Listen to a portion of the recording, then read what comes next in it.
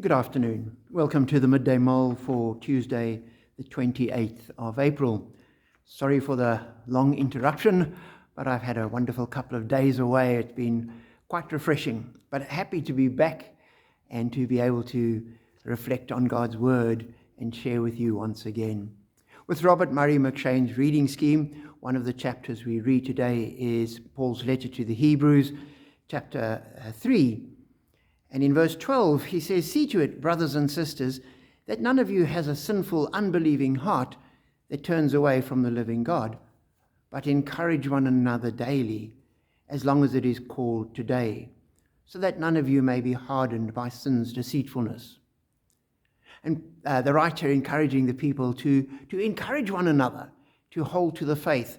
And then he quotes, writing to the Hebrews, he quotes from Hebrew history, and quotes from Psalm 95 and says, quoting the Psalm, as it was said, "Today, if you hear his voice, do not harden your hearts as you did in the rebellion." And the writer then stops and says, who were these people that hardened their hearts? And he answers, who were they who hardened and rebelled? Were they not those who Moses led out of Egypt?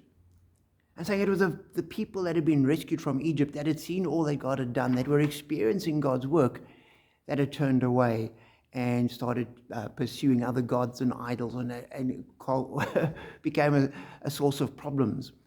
And as I was reflecting on that, I thought, it's so easy to think that people that have had a wonderful spiritual experience are going to be fine.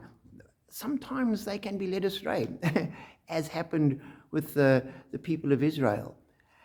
And what do we do about it?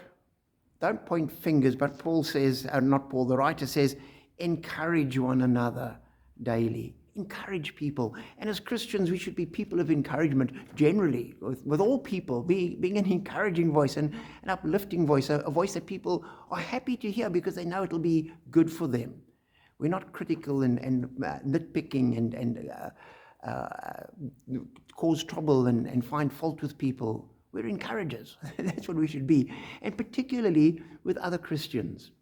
And it struck me a week or two ago, there's somebody that I hadn't seen for a while, and I just asked, I sort of haven't seen you, just checking that everything's okay. I wasn't judgmental, just making sure that they hadn't had some kind of accident or something like that.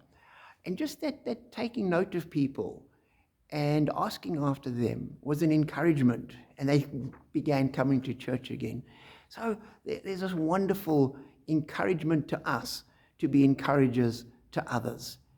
And I pray that this sharing of the word at midday, but after midday usually, is an encouragement to you.